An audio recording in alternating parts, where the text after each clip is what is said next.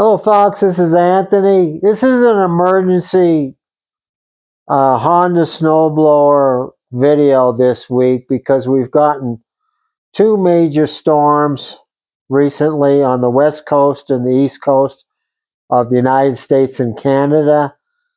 And I gotta tell you, I'm very, very frustrated because of all the messages and the phone calls and the emails I've been getting, hundreds of them. And I'm sitting down so you can see a little bit of my shop. Some of these machines are mine. Some of these are emergency repairs. We got 55 inches in Truckee, California. A lot more in the upper elevations. The Northeast just got, 3, 4, 5 feet in one of the blizzards over there. And this is what I'm seeing. I'm seeing time after time all these breakdowns, and people are furious about their Honda snowblowers breaking down when they need them the most.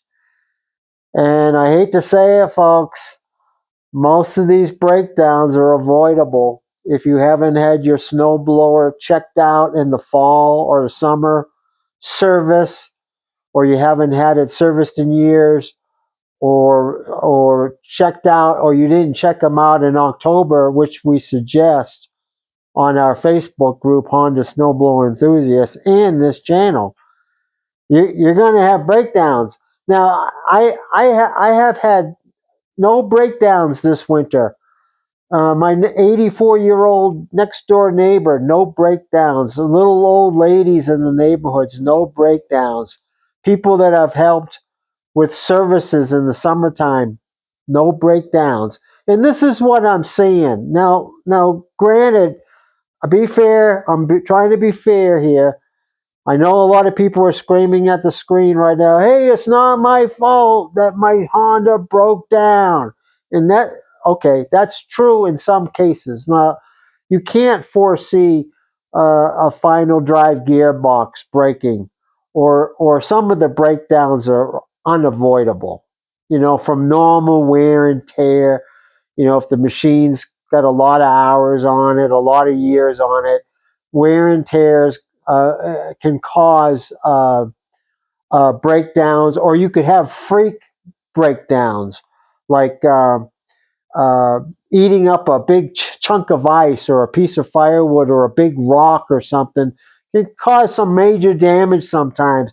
That's not. That's usually not operator error, or what I'm trying to say is that a lot of the breakdowns I've been seeing, and it's so frustrating because I can't help everybody that's been reaching out for help. Without exaggeration, I get hundreds of messages a day. The phone's ringing, the emails from friends and family, the neighbors coming over when I'm working on somebody's snowblower. The neighbors are coming over to ask for emergency repairs. Now, a lot of times I can help. I don't mind helping people in emergencies. A lot of guys, mainly men in our area, they make extra money with their Honda snowblowers. So when they have an emergency, they're using their machines 10 or 12 hours a day, and they get a broken belt or they get a broken cable, or something like that, and they've only got one or two machines. It's like a one-man operation. I try to help them. But for everybody else, it sure is infuriating when I see so many breakdowns that are avoidable. Now, I'll tell you at the end how to stop this, and let me tell you what I'm talking about. A broken belt, usually avoidable, usually. The belt is worn, it's got cracks in it at the beginning of the season. You didn't inspect them, inspect the belts, and then you wonder why the belt breaks after 3 or 4 hours in a major storm. Same thing with cables. Most cables won't break unless they're frayed at the top, or they're worn, or you've got broken sheath coverings and water got in there and the rust formed. They get stuck or they break eventually. It's avoidable. Broken pins, unavoidable in most cases. And I know people get really upset when they break pins, but look at it this way: it's cheap insurance. You know, your auger pin is like $1.29. Your impeller pin is $5. Your wheel pins on your sprocket wheels are $3 or $4. Those break for a reason. If there's undue stress on the augers or the wheels or the impeller, those pins are designed to break. So a lot of times that's unavoidable. Okay, that's usually minor stuff.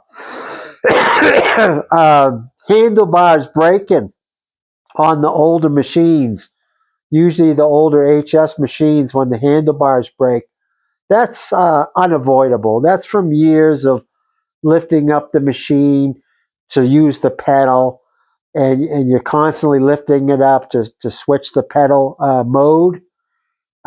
They break after years and years of use. Eventually, we do have a video on how to strengthen your handlebars, but that's usually unavoidable.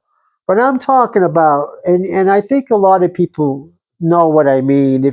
If you think about it hard enough, you know, when the machine breaks, you're kicking yourself. You're kicking yourself because you didn't get the machine serviced last summer, or you know, in the last 3 years or 5 years, or you knew of a problem and you procrastinated. You says, "Oh, I'll take care of that in the spring or the summer," you know, and then it breaks on you. But and you kind of knew certain issues, you know, going into the season, and you didn't take care of them beforehand.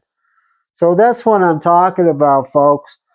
You know, a good inspection of your machine, you know, top to bottom, either by a professional or by yourself. That's where we come in handy. Our Facebook group, YouTube channel, we've got, I don't know, over 400 videos now on how to maintain and repair your Honda snowblower. We've got articles, we've got group experts, Honda dealers, Honda technicians on the group, answer all your questions.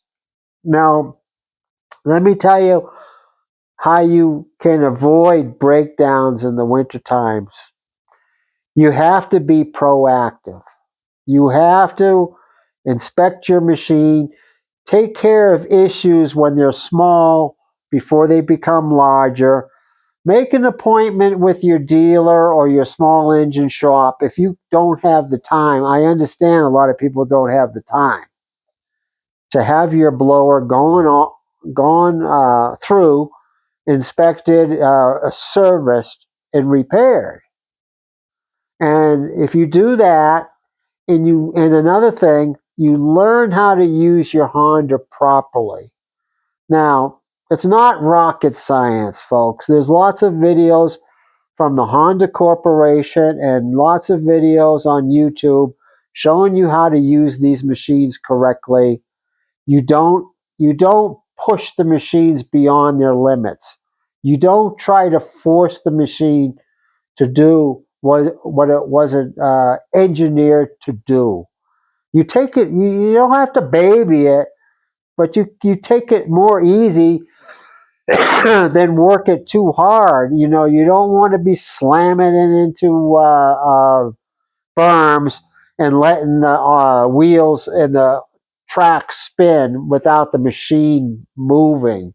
You don't want to abuse it, or try to force it to do what it wasn't designed to do. If you do that constantly, you're going to end up breaking down. Now, you know, that's one of the main reasons why I don't work on commercial machines, you know, like a company commercial machines where they have, you know, 10 Hondas. You know, those machines work so hard, and they're used by, you know, employees that didn't pay the $4,000 or the $2,000 for the machine, and they just beat the heck out of it. They don't care about the machine, so it breaks down. Usually commercial machines, I've worked on a lot of them in the beginning, and they just need so much work. I'll help a guy, I'll help out a family man, that has a couple machines, is making some extra money on the side, and he has a breakdown. But they're more likely to take better care of their machines because they've got skin in the game. They've got money, tied up in their machine, and they try to use it properly. So there's two things. Be proactive on the maintenance, on the repairs, inspections. In the middle of the winter, I know it's time consuming, but go, clean off your machine at the end of the shift. Make notes. If I know exactly what you're yelling at me for. After a long day of snow blowing, 3, 4, 8 hours or whatever, I'm the same way. I don't want to work on my machine when I'm tired. But what I will do, I'll get a piece of blue painter's tape and I'll stick it on the handle, and I'll make notes with a Sharpie on the things that I have to address. Now, fortunately, in the Lake Tahoe area, we've got a couple down days. There's no snow coming in. We're pretty much done for a little bit. Now I can get to my machines, take care of some, excuse me, some minor maintenance. If I had a repair, I have time to do it. But I'll write it down on the tape, and I'll get to it as soon as I can when I'm well rested. So that's what I'm talking about, folks. Please like and subscribe if we've saved you some money. I'm trying to cut down on everybody's problems and everybody's frustrations on the issues that they're having with machines. Okay, folks? So thank you for watching, and we'll see you next time.